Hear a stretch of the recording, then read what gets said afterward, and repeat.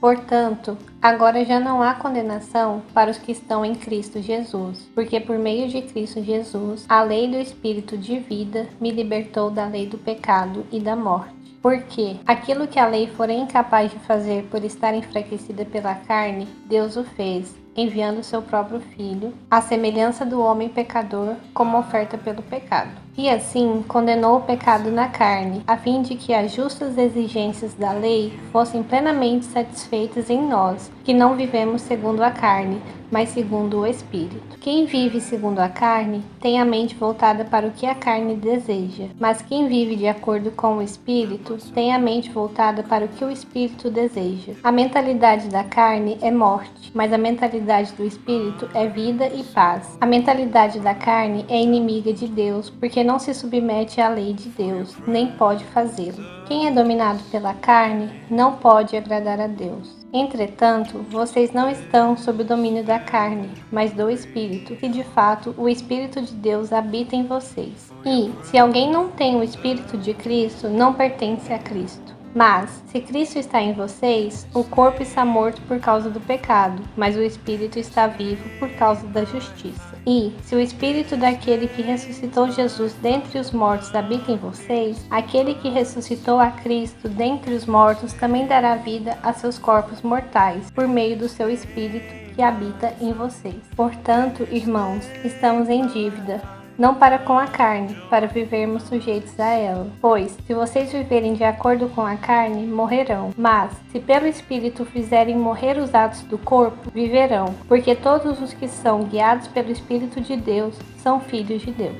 Pois, vocês não receberam um espírito que os escravize para novamente temerem, mas receberam um espírito que os torna filhos por adoção, por meio do qual clamamos, Abba, Pai.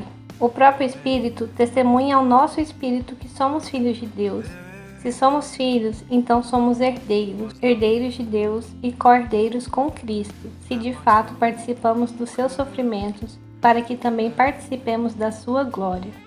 Considero que os nossos sofrimentos atuais não podem ser comparados com a glória que em nós será revelada. A natureza criada aguarda, com grande expectativa, que os filhos de Deus sejam revelados, pois ela foi submetida à inutilidade, não pela sua própria escolha, mas por causa da vontade daquele que a sujeitou, na esperança de que a própria natureza criada será libertada da escravidão, da decadência em que se encontra, recebendo a gloriosa liberdade dos filhos de Deus. Sabemos que toda a natureza criada geme até agora, como em dores de parto. E não só isso, mas nós mesmos, que temos os primeiros frutos do Espírito, gememos interiormente, esperando ansiosamente a nossa adoção como filhos, a redenção do nosso corpo.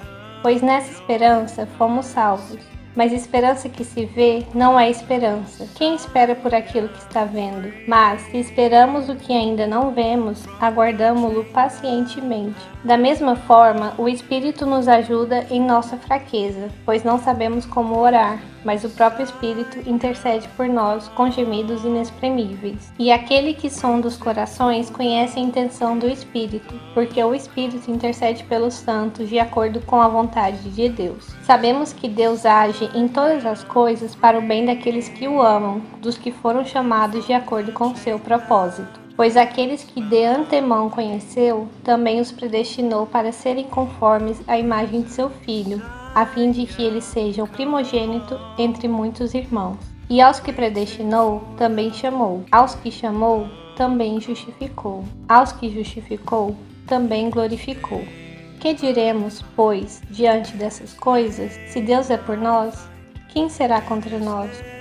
Aquele que não poupou seu próprio Filho, mas o entregou por todos nós, como não nos dará com ele e de graça todas as coisas? Quem fará alguma acusação contra os escolhidos de Deus? É Deus quem os justifica. Quem os condenará? Foi Cristo Jesus que morreu, e mais, que ressuscitou e está à direita de Deus e também intercede por nós. Quem nos separará do amor de Cristo? Será tribulação, ou angústia, ou perseguição, ou fome, ou nudez, ou perigo, ou espada? Como está escrito, por amor de ti, enfrentamos a morte todos os dias. somos considerados como ovelhas destinadas ao matadouro. Mas, em todas essas coisas, somos mais que vencedores, por meio daquele que nos amou. Pois estou convencido de que nem morte, nem vida, nem anjos, nem demônios, nem o presente, nem o futuro, nem quaisquer poderes, nem altura, nem profundidade, nem qualquer outra coisa na criação será capaz de nos separar do amor de Deus que está em Cristo Jesus, nosso Senhor.